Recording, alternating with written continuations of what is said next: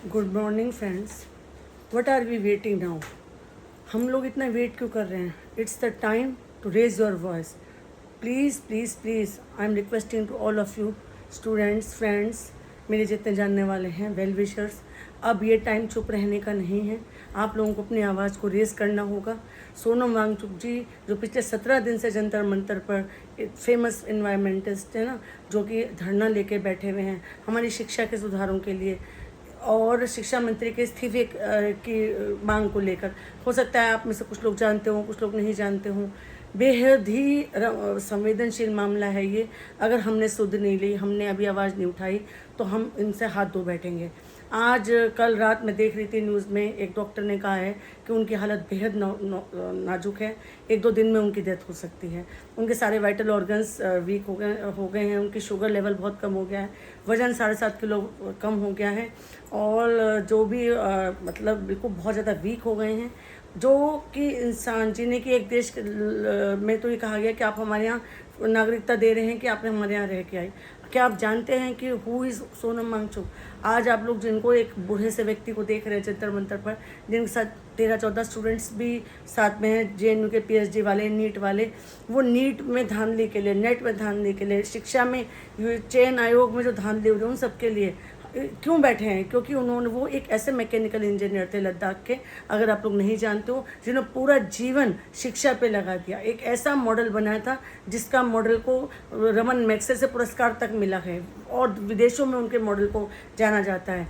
वो उन्होंने परंपरागत शिष्यों ना पढ़ाई करके सोलर बनाकर घर बना के लद्दाख में ऐसे बच्चों के लिए एक ऐसा मॉडल बनाया था जो कि शिक्षा का अनौपचारिक रूप से काम करता था। जो बच्चे फेल हो जाते थे वो कैसे कैसे क्या क्या कर सकते हैं। उन्होंने एक ऐसे ऊपर लद्दाख से नीचे तक नहर का पानी जो कि 12 महीने वहाँ बर्फ़ जमी रहती थी, उसमें नहर निकाल दी थी ऊपर बर्फ़ से। इस तरह से बॉम्बू लगा के एनवायरनमेंट से नीचे तक वो पानी ले आए थे। उनके जो मॉडल हैं उनको दुनिया उनको जानती है, वो बहुत बड़े प्राणविद हैं। ऐसे ही नहीं, आमिर खान ने उनको लिया था 3 इडियट्स में, वांगड़ू वांगड़ू करके दूसरा नाम से उनके लिए लिया था।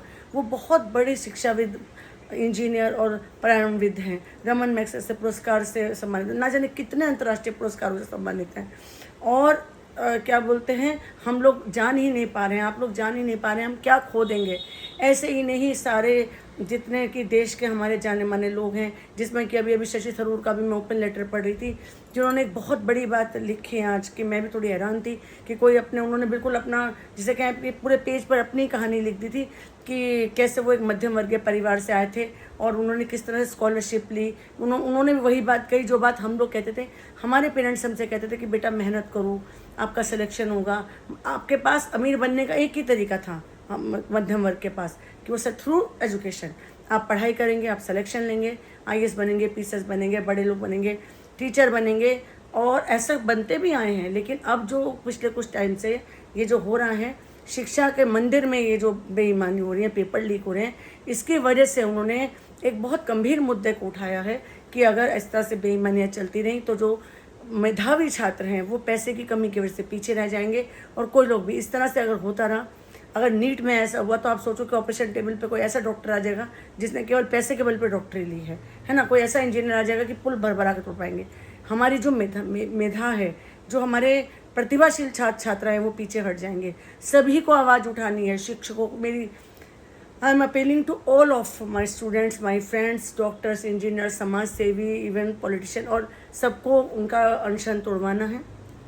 क्योंकि मंडे से अगर हमारा संसद चल रहा है, तो शशि थरूर जी की एक अपील कि आप आइए, हम संसद में इस बात को उठाते हैं।